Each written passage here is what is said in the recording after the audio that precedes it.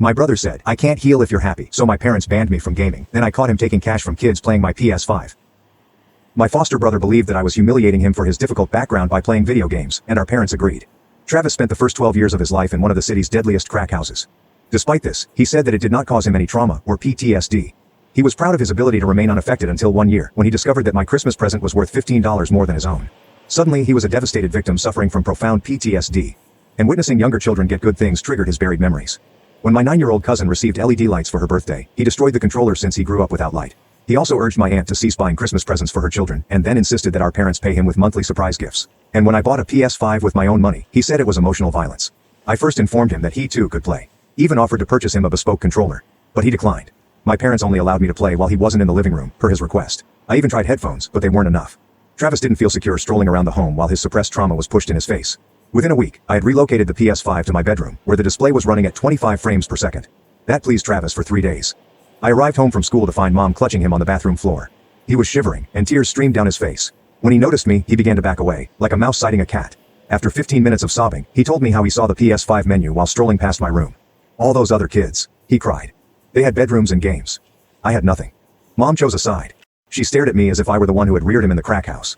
The new guidelines were implemented immediately. Travis retires to his room at 10 p.m. Thus just 2 hours of PS5 are allowed after that time. Minimum TV brightness to prevent the light from shining through beneath the door for him to see. When I attempted to object, Dad answered, "He's never had what you have." Are games worth ruining his recovery? They made me feel like the evil guy. So for the following 3 weeks, I worked really hard. I obeyed all the rules and concentrated solely on having fun while playing. But then Travis began documenting my transgressions. He took photos of the light under my door, stating it provided him with glimpses of what he had missed, recordings of forceful clicking on my controller from the hallway. After enough of these transgressions, my parents gave me a choice. Give up the PlayStation 5 or relocate it to the basement. I selected the basement. There was no warmth, and spiders dropped from the ceiling onto my head. The old TV only had about 3 functional pixels, but I could turn up the volume and play for as long as I wanted. That was what they told Travis until he failed his midterm. He'd been skipping class to hang out with college students and use weed. However, failure was still my responsibility. He told our parents that he could hear the PS5 through the floor during his study sessions but chose not to say anything, so I got to experience what he never had. My folks viewed him as a martyr. The next day, they carried my PlayStation 5 into our garage, which had not been utilized in years. This way, Travis couldn't hear. The garage was packed with open paint cans from the 1980s, dead wasps, cockroaches, ants, and creatures that science had yet to find. That's where I spent my Saturdays, as gaming was once again prohibited on weekdays. It remained like way for 4 months. Nobody complained. But Travis needed something from the garage. When he walked in, he experienced full body shakes. He slumped on the floor and required assistance. That's when my parents decided they were finished. The only viable option was to sell the PlayStation 5. He can play mobile games, Travis said, still acting like Mother Teresa. That's what poor children did. That is what I did. My parents nodded. Mom started browsing for used PlayStation 5s on eBay. That was when I snapped. Shut up. The words erupted. I offered to share. I did all you requested. Travis reprised his role as the victim. I am sorry I was poor, okay? It is my fault that I am traumatized and that my parents have beaten me. I am such a failure. It's okay, Travis, Mom said, hugging him. His expression turned to a grin. He's going to sell that console, honey. Do not worry, I could not handle it anymore. I'm done, I shouted. Do you want to see what your precious traumatized sweetie actually does? I took out my phone and linked it to the TV in the living room. I put up a camera after my controller went lost 4 weeks ago. Travis's face became white. He marched towards me, but his unexpected behavior drew my parents' attention. What is going on, Travis? Dad said. Nothing. Every Sunday, I said. When we're at church, Travis has been charging neighborhood kids $8 an hour to play my PS5. The footage began playing. Travis was collecting money from the 2 Miller brothers just across the corner. Mom's jaw dropped open. I'm not done. I scanned through Travis's text messages. Don't worry, my foster parents believe anything if I cry. Dad walked forward. Travis, isn't it such a coincidence, I interrupted, that the exact day these kids said they couldn't afford to pay him anymore, he demanded I sell the PlayStation 5 completely?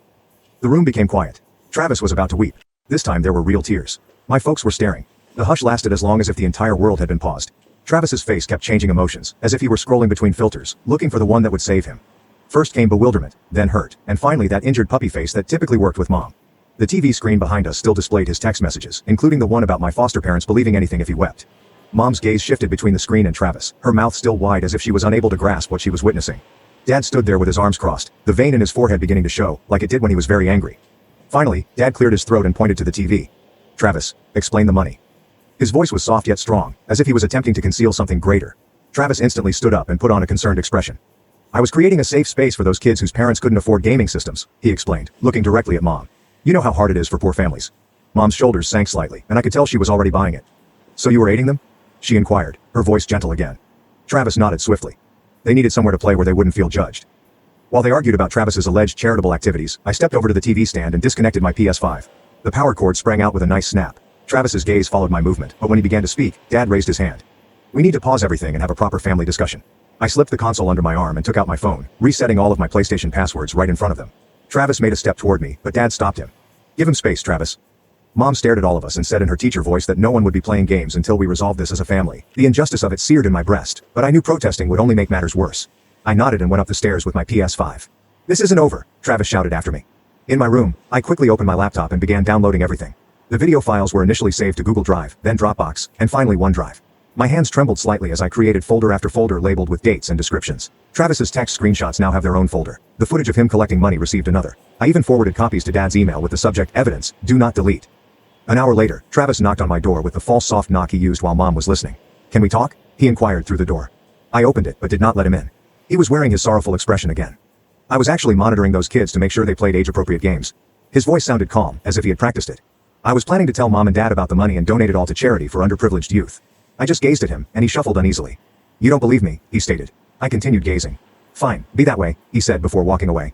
Later that evening, I overheard Dad on the phone in his office. He was phoning the parents of the two Miller brothers from our block and inquired about Travis's gaming activities. His speech was professional, but I could detect discomfort underlying. I sat at the top of the steps, listening but unable to understand the replies. No response came that night, which made my stomach churn. At supper, Mom made no mention of the money or the exploitation. Instead, she complained about how I had invaded Travis's privacy by installing a concealed camera. Privacy is sacred in this house, she explained, passing the mashed potatoes. We don't spy on family members. I wanted to inform her about Travis's images of light beneath my door and recordings of my controller clicking, but instead I pushed food around my plate. Travis sat there, appearing victimized, and sighing loudly. Dad remained silent, chopping his chicken into ever smaller pieces. You could have just talked to us, Mom said, instead of this ambush. The term ambush made my jaw clench, but I continued eating in quiet. After supper, I returned to my room and texted my school friend about what had transpired. I needed someone outside this place to reassure me that I wasn't insane. Their answer was quick, with a flurry of startled emoticons followed by actual words about how twisted up the scenario was. Travis is playing a very good game here, isn't he? Those cries over seeing all those other kids with bedrooms sound staged, especially when he's charging those same kids money to play the PS5, which he claims he can't stand to watch. They offered to let me stay at their apartment if things went worse. Just knowing I had somewhere to go made the walls feel less confining. The next morning, I awoke to my phone vibrating with alerts. Travis had commented on social media about being ambushed and deceived by family members who were supposed to assist one another during difficult times. The post has already received dozens of responses from students and members of Mom's reading club, all of whom offered their support and praised him for his strength. My stomach fell as I read through the answers, seeing him control the entire narrative before I could defend myself. I grabbed my backpack and proceeded to school, my stomach churning as I passed through the main door. Kids were already chatting and pointing, their gazes following me down the corridor. Someone had posted Travis's message in the group chat, so everyone knew something was going on at my place. I kept my head down and made it to first period, where my friend looked at me with pity and interest. The teacher began discussing the Revolutionary War, but I couldn't concentrate on anything but the buzzing phones around me. The second period had hardly begun when the office assistant knocked on the door and handed my instructor a pink slip with my name on it. The trek to the counselor's office seemed to take forever, with my sneakers squeaking on the glossy floor. Maya Collins was waiting for me with her door open, indicating toward the chair across from her desk. She closed the door and sat down, pushing a box of tissues toward me despite the fact that I was not sobbing. She claimed she heard there was something going on at home and wanted to check in. I began telling her everything, from the crack house narrative to the PS5 in the garage to the video I had shown my parents. She listened without interrupting, simply nodding and taking notes on her yellow notebook. When I was finished, she leaned back and assured me I had done nothing wrong by safeguarding my property and documenting the incident. She took out a folder and began laying up a plan for me to follow. Document everything, including dates and times. Set specific boundaries for what you will and will not discuss with Travis. Don't respond when he attempts to provoke you. Keep copies of everything in several locations, including the cloud drive she assisted me in setting up right there. For the first time in days, I felt in control of the situation. When I went home that evening, Dad was in my room, putting up the PlayStation 5 on my desk. He didn't say anything, save that it would be staying in my room from now on. There are no common areas at all. He plugged everything in, checked that everything was working, and then squeezed my shoulder before departing. It was hardly an apology, but the gesture was meaningful. I spent an hour sorting my games and configuring the system just how I wanted it. Travis arrived on my door at 8 o'clock that night, wearing a studied, sorrowful expression.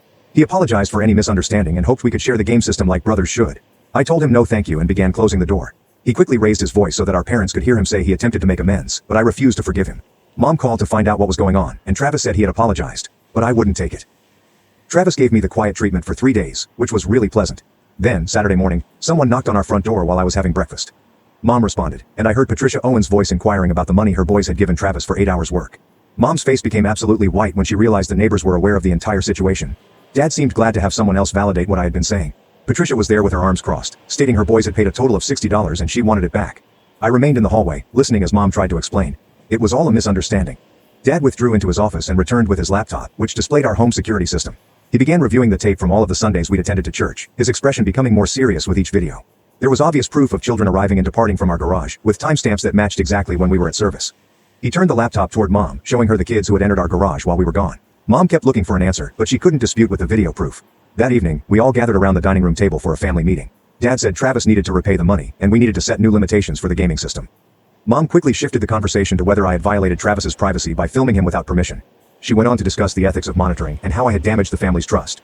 I was too exhausted to protest anymore and simply sat there while she spoke. Travis sat there looking triumphant while Mom defended him. The next day, I went to the electronics store and purchased a tiny lockbox for my controllers and connections. I gave the combination to Dad but no one else, and I put it in my closet so I could lock everything away. Travis noticed me hauling it upstairs and labeled it hostile conduct. I merely shrugged and continued heading towards my room. That night, my phone vibrated with a lengthy text from Travis about how I was killing the family. He told me to erase all the recordings for everyone's sake and quit attempting to turn our parents against him. I did not answer, but I did take a screenshot of his message and saved it in my evidence folder, as Maya had instructed. When you examined it closely, the tampering was clear. Sandra Keller approached Mom as we were in the foyer after church service on Sunday.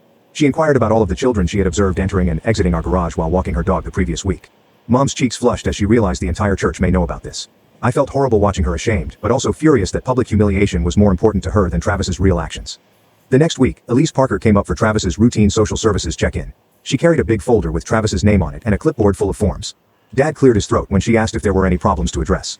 He brought up the PS5 scenario, which made Travis' face become pale. I sat on the couch, watching Elise jot down everything Dad said regarding the garage rental plan and the money Travis had gathered from the neighborhood kids. Her pen ran quickly over the paper, and Travis kept attempting to interrupt, but she held out her hand to stop him. Mom sat there, uneasy, while Dad detailed how Travis had been manipulating the issue for months. Elise took out a separate paper and began drafting what she termed a behavioral contract. She outlined precise guidelines for respecting other people's property and not stealing money from youngsters. The bit about Travis needing to repay the $50 to each youngster was highlighted twice. Travis nodded while she was around, but I could see his jaw tightening. She made him sign the contract and handed copies to both of my parents. Mom hardly glanced at hers before folding it up. Travis began making excuses about not having any money as soon as Elise departed. Dad suggested he take a part-time work at the grocery shop, which was hiring. Travis placed his palm on his chest and stated that working would interfere with his trauma healing process. The excuses kept flowing, like a busted faucet that wouldn't stop leaking. Chloe texted me that afternoon, asking if I wanted to bring my PlayStation 5 to her place. Her parents had a beautiful basement with a big TV and invited me to come play whenever I wanted. It pained to have to remove my own belongings from my house, but the thought of not battling over it every day made the decision simpler. I put the system and all of the games into a duffel bag. Mrs. Reynolds lifted me up and helped me take everything inside. Their basement featured nice carpet and a sectional couch, which was far superior to our spider-infested garage. I linked everything up to their television, and Chloe's little brother was overjoyed to see me play. For the first time in months, I was able to enjoy gaming without fear of Travis's imminent tantrum. When I arrived home that evening, Travis was pacing the living room. He saw the PS5 was missing from my room and began ranting that I was concealing family property. He used the identical phrases, as if my gaming system belonged to everyone. He said I was denying him the opportunity to make atonement by sharing it with him. Mom questioned where it went, with a concerned expression on her face. When I informed them it was at a friend's house, Travis's face got scarlet. He accused me of hoarding resources and acting selfishly with things that should be shared. The next day, I returned home from school to discover my bedroom door open and my lockbox on my bed. Mom had gone through it while I was away, hunting for the PlayStation 5. She confronted me in the kitchen about lying and concealing information from the family. I took out my phone and showed her the text thread with Chloe from the day before, confirming that I had been open about relocating it. The fact that she searched through my private belongings without my permission did not appear to concern her at all. She just kept stressing that families shouldn't keep secrets from each other. Dad arrived home that night with his phone in hand, looking serious. The neighbor had eventually contacted him back, confirming that their children had given Travis $50 apiece over several weeks. When he showed Mom the text messages, she stopped talking for a moment. Travis instantly stated that the neighbors had exaggerated just once or twice. Dad opened his banking app and saw a deposit of $100 from 4 weeks ago that matched the timetable. Travis's tale continued shifting as Dad offered additional facts. Why did Travis believe that declaring it family property would work when everyone knew the PS5 belonged to his foster brother? The way he changes his tale every time fresh evidence appears makes me wonder how he recalls all of his numerous falsehoods. Mom said grown-ups would handle adult conversations and instructed me to go to my room. I sat at the top of the steps, listening to them speak in circles below. Travis constantly referring back to his trauma and how difficult his childhood was. Every time Dad sought to focus on the money, Mom softened and said, "Maybe we should focus on healing instead of punishment." Dad's voice sounded weary as he tried to redirect the subject back to the compensation Elise had requested. The meeting lasted almost an hour, and nothing was settled. The next day at school, I told Maya everything around lunchtime. She advised that I explore setting limits with Travis. We spent the remainder of lunch role-playing various situations in which Travis attempted to engage me with the PS5. She helped me practice reciting a short statement repeatedly. By the conclusion of lunch, I felt comfortable repeating my boundary declaration regardless of what Travis said. That evening, Travis began his lecture about forgiveness and moving on as a family. I looked him in the eye and calmly spoke my practice line about the console being at a friend's house and not discussing it further. He kept talking about mending and second chances, but I just repeated the statement once more. Then I rose up and left the room without looking back. Mom called after me for being nasty, but Dad thought I handled it nicely. 3 days had passed before I discovered my gaming headset was missing from my desk, where I usually kept it. I checked my entire room twice, below the bed and behind my dresser. When I confronted Travis about it over dinner, he simply shrugged and said, "Maybe I lost it somewhere." His voice had that faux innocent tone that made my stomach flip. Dad stared between us but said nothing. Mom switched the discussion to schoolwork. Without proof, all I could do was add the headset to my expanding list of lost items. The following morning, Dad had a family meeting in the kitchen before school. He took out a piece of paper with a timetable scribbled on it. The plan was straightforward. Travis and I would practically live like roommates who never interacted, with distinct mealtimes, TV schedules, and everything. Mom's face became tense as she read it. She kept screaming it would harm our fraternity, but Dad remained adamant. After a week of negotiating, she eventually consented. A magnet was used to attach the schedule to the fridge. 3 days later, Elise arrived for her follow-up appointment with a hefty folder of paperwork. She arranged them on the dining room table as if she were organizing a war. There were behavior records, boundary lists, and a payment schedule for Travis to repay his neighbors. Her voice became serious as she warned Mom that additional difficulties may entail Travis being relocated. Mom's hands shook as she signed the paperwork. That weekend I heard Travis stumble up the stairs at 2 a.m. His eyes were red and glassy as he walked by my door. The odor of marijuana followed him down the corridor. Dad wanted to drug test him straight away, but Mom started weeping because Travis was so stressed. She remarked that testing him would mean kicking him when he was down. I returned to my room and put in my earplugs. Dad's phone rang at supper on Monday afternoon, indicating a text message from Patricia. She stated that if she did not receive her money by Friday, she would take us to small claims court. Mom's fork dropped on her dish with a loud clatter. Her face became white as she asked what the neighbors would say. Travis went back into his victim mode, claiming that everyone was out to get him. His false tears streamed down his cheeks. Dad scratched his temples before standing up from the table. Thursday night, Dad drafted a check from our family funds to repay all of the neighbors Travis stole from, a total of $900, money that was intended to go toward our vacation. He promised Travis that he'd work it off with chores, but we all knew it wouldn't happen. The injustice made my chest feel crushed. I had to exit the room before saying anything I would regret. Travis phoned our aunt on Friday evening, when Mom was preparing dinner. I could hear him through the wall, wailing about how cruel everyone was to him. 15 minutes later, our aunt contacted Mom and screamed about causing harm to a foster child. Mom spent more than an hour attempting to explain and defend Travis. I heard her minimize everything, claiming it was all a mistake. She repeatedly apologized to our aunt for offending her. That night, after everyone had gone to bed, Mom knocked on my door. She sat on my bed and asked if I could apologize to Travis for the camera situation. Her voice was quiet and exhausted. I told her I would not apologize for safeguarding my own belongings. She was disappointed but did not press it. Perhaps she was now realizing that forced apologies wouldn't solve the problem. The next day at school, Maya advised that I store my gaming supplies in a locker. I emphasized that a full console would not fit into those little metal cabinets. We sat in the cafe, contemplating alternative ways to keep my belongings secure. She claimed it was unfair that I had to hide my own stuff in my own home. We both decided that Chloe's house was still the best option for now. Her folks were cool with it. That afternoon, I made the choice to keep the PlayStation 5 at Chloe's house permanently. I would only bring it home on exceptional occasions when Travis was away. Chloe's parents invited me to come over whenever I wanted to play. They even prepared a space in their basement just for my setup. It wasn't ideal, but at least I could play in peace. Chloe helped me put everything up, and we played for 3 hours straight. Her mother offered us refreshments and did not complain about the loudness once. Walking home that night, I felt lighter knowing that my PlayStation 5 was secure. Travis couldn't take it, break it, or deceive our parents anymore. The timetable Dad created was also effective. Travis and I seldom saw each other, save for passing in the corridor. He began spending more time in his room or hanging out with his questionable acquaintances. Mom still seemed sorry over our broken brotherhood, but she stopped attempting to force us together. Even Dad appeared more peaceful now that the regular conflicts had subsided. The home seemed different, quieter, yet less tense. A week passed by with this strange quiet, and I was actually beginning to relax until I walked down to the basement to get my old PS4 controller, which I had left on the shelf. The gadget had been shattered to bits on the concrete floor, with the plastic case ripped open and buttons thrown all around. Travis was upstairs watching TV when I carried up the pieces, and he hardly looked up to inform me he had trodden on it in the dark. His mouth twitched into a little grin, indicating he had done it on purpose. But I merely snapped images of the broken controller and returned to my room. Dad got home from work and noticed the images on my phone while I was showing him something else. And for once, Dad was angry with Travis rather than me. He gave Travis 2 options. Pay me $50 for a new controller or perform additional duties around the house for the next month to work it off. Travis spent the next hour arguing about how unjust this was, how accidents happen, and how I should not have put it in the basement in the first place. But Dad did not move. Mom stayed on the couch the entire time, saying nothing, which seemed like progress, even if she kept giving Travis those sorrowful looks. Travis eventually went off to his room, slamming the door so violently that a painting fell off the corridor wall. That night, at 11 p.m., I heard yelling below, followed by a loud smash that shook my entire apartment.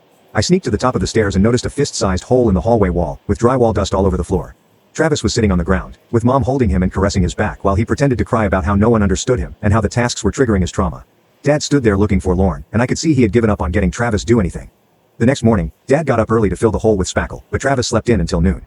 I spent most of the day in my room, happy for the lock I'd put myself after Travis kept barging in without knocking. Elise arrived on Tuesday after Mom contacted her about the wall incident and had a lengthy conversation with my dad in the living room.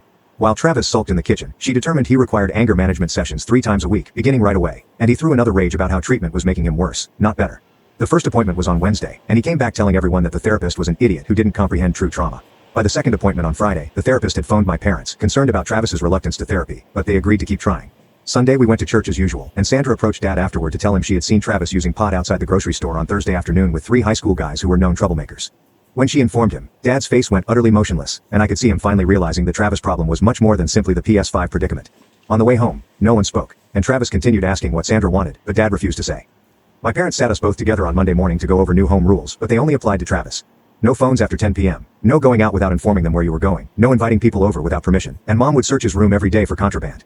Travis raged about prejudice and how they treated him like a criminal, but the restrictions remained. Mom began her regular room inspections the same day and kept discovering things like empty beer cans and cigarette packs, which she discarded without saying anything. Travis's claim that he walked on it in the dark, despite the fact that the controller was plainly crushed on purpose, tells me all I need to know about what transpired in that basement. Mrs. Reynolds phoned me on Tuesday afternoon, anxious about keeping my PS5 at their home for an extended period of time due to liability concerns. She gave me 2 weeks to find another answer, and the continual need to safeguard my own stuff was wearing me down. I spent hours investigating storage spaces and safe deposit boxes, but they all required money that I did not have. Wednesday night, I seriously considered selling the PS5 to end this drama once and for all. Part of me knew it would mean letting Travis win, but I was so tired of battling for something I had paid for myself. Dad discovered me looking at resale prices online and sat next to me without saying anything for long. Then he assured me he understood whatever decision I made, and that sometimes serenity was more important than being correct. Something about what he said inspired me to keep fighting for my property, since giving up seemed like betraying myself. Thursday passed without any serious events. However, on Friday afternoon, Dad instructed me not to play any games for the rest of the weekend in order to calm things down. I agreed, even though it wasn't fair, because I could tell he was attempting to handle an impossible situation, with Travis deteriorating by the day. Travis was listening from the doorway, and I noticed him smirking when Dad told me I couldn't game, as if he'd gained some kind of triumph. Saturday morning, I awoke to the sound of crashing coming from the garage and hurried outside to see Travis rummaging through boxes and old furniture in search of my PS5. He had convinced himself that I was concealing it there and was throwing things around, making a great mess. When he couldn't locate anything, he went directly to Elise, who was making a house inspection, and informed her I must have sold the PlayStation 5 and pocketed the entire profit for myself. She asked for proof of sale, or any evidence that I had sold it, but he obviously couldn't produce anything because that wasn't the case. That Sunday afternoon, Elise showed up unexpectedly for another house visit, and I felt this was my opportunity to straighten things up. I took out my phone and scrolled through all of my texts with Chloe, demonstrating how we'd planned for the PS5 to stay at her apartment temporarily. Then I showed her the images Chloe had provided me of the console safely stored in her room next to her desk. I opened my banking app and read through months of statements, which revealed no large deposits that would suggest I had sold anything. Elise made notes on her iPad while going over everything, and I saw her writing about a pattern of false allegations. Travis watched from the doorway, becoming increasingly enraged as everyone believed falsehoods about him, and went out to his room, slamming the door so hard that a picture fell off the wall. Elise attempted to talk to him about the false claims, but the moment she knocked on his door, he began hyperventilating and gasping as if he couldn't breathe. Mom raced over to assist, but Elise simply remained there, making notes about his behavior into her iPad rather than reacting to his performance. She informed Mom professionally that she needed to establish boundaries throughout the exam, and Mom backed away, puzzled. I observed from the kitchen doorway, as someone finally refused to fall for his theatrical play, and it was like witnessing a magic trick get uncovered. The following week, Dad shocked everyone by organizing an intake appointment for family therapy, which Mom grudgingly consented to when he reminded her of Elise's warning. Travis pretended not to care when they informed him, but later, I noticed him hunkered over his phone, Google stuff like, how to manipulate therapists and what to say in family therapy to win. He left his phone unsecured on the counter while he went to the restroom, so I quickly snapped pictures of his search history before he returned. At our first therapy appointment, the therapist was an elderly man who didn't respond to Travis's bewildered demeanor when he gave homework, which included having separate rooms in the house and recording reparation progress. Travis kept questioning why all of this was required and pretending as if he didn't understand, but the therapist simply repeated the tasks without responding to his deflections. The new house rule they made was that my PS5 had to be kept off-site, and Travis couldn't contact any neighborhood kids under the age of 16, which wasn't ideal but was legally documented. Mom signed the agreement as if someone had died, but Travis made a huge show of signing with dramatic hesitation and deep sighs. Travis breached the restriction after 3 days by messaging the Miller brothers about hanging together, and Dad really followed through by confiscating his phone for 10 days. Mom protested, claiming it was too harsh, but Dad reminded her of Elise's warning that Travis would be relocated to a new placement if things didn't change. Travis became utterly silent and frigid after that, which was scarier than his typical theatrical performances because you had no idea what he was plotting. He used his laptop to vent on social media about his terrible home and how his foster family treated him like a prisoner. However, the comment section devolved into a scathing discussion. Kids at the school who knew the true situation began remarking on how he had been charging money for the PS5 and lying about everything. The public humiliation appeared to hurt him more than any other punishment we'd tried, as he removed the post within an hour, but screenshots were already being circulated in group conversations. Travis came into my room one evening while I was completing my schoolwork and made what appeared to be a sincere apology, claiming he was sorry for being tough. I thanked him but kept my distance and didn't say anything since I wasn't sure whether this was genuine or just another ruse to acquire something. He appeared wounded when I did not quickly forgive and trust him again. But after what had occurred, I couldn't afford to let my guard down. That weekend I packed up the PS5 and took it to Chloe's place for a gaming night with pals, and it felt great to play regularly without any fuss. We played for 3 hours straight without regard for loudness, time constraints, or someone having a tantrum over childhood trauma. I understood this could be the way things had to be going forward, and strangely, I was fine with keeping my gaming away from my house if it meant avoiding the regular battles. When Elise arrived for her monthly evaluation, she noticed that Travis was mostly complying with the new regulations but cautioned that any further concerns may result in his being sent to a different placement. Mom and Dad ultimately realized that this wasn't just about video games, but about Travis's whole habit of manipulating and lying to achieve what he wanted. Travis continued to play victim, but now more softly, as if he was testing boundaries to see what he could get away with before facing actual repercussions. The following 4 weeks passed slowly, with everyone treading carefully around one another. Travis had stopped doing large dramatic performances, but I'd find him eyeing me from doorways when he thought I wasn't looking. Mom and Dad kept the PS5 in Dad's office, so I could only play it on Saturday mornings before his weekend shift began. I'd get up at 6 a.m. and cycle 3 miles in the dark, simply to get 3 hours of gaming done before he wanted his desk back. Travis began spending more time in his room, but I could hear him on the phone late at night, discussing new prospects and better bargains. My parents appeared exhausted all the time now, as if they had aged 5 years in 1 month. Dad began securing his home office when he went for work, and Mom installed a padlock on the garage after Travis attempted to sell our old lawnmower to someone on Craigslist. I obtained a job bagging groceries at a grocery shop for 15 hours a week and began depositing every dollar into a savings account that my parents were unaware of. Since I was 16, the bank teller assisted me in setting it up without the necessity for a parent's signature. Every shift I worked, I estimated how many more bags of groceries I needed to cover the first month's rent and deposit for my own home. Travis attempted to follow me to work once, but my boss tossed him out for bothering customers about contributions for foster children. I concealed my work schedule and began taking alternate routes home, so he couldn't track my hours or calculate how much money I was earning. What an incredible ride. I'm intrigued what kinds of inquiries you'll end up asking on your own journeys. I cannot wait to do this again soon. Like the video, it is more helpful than you realize.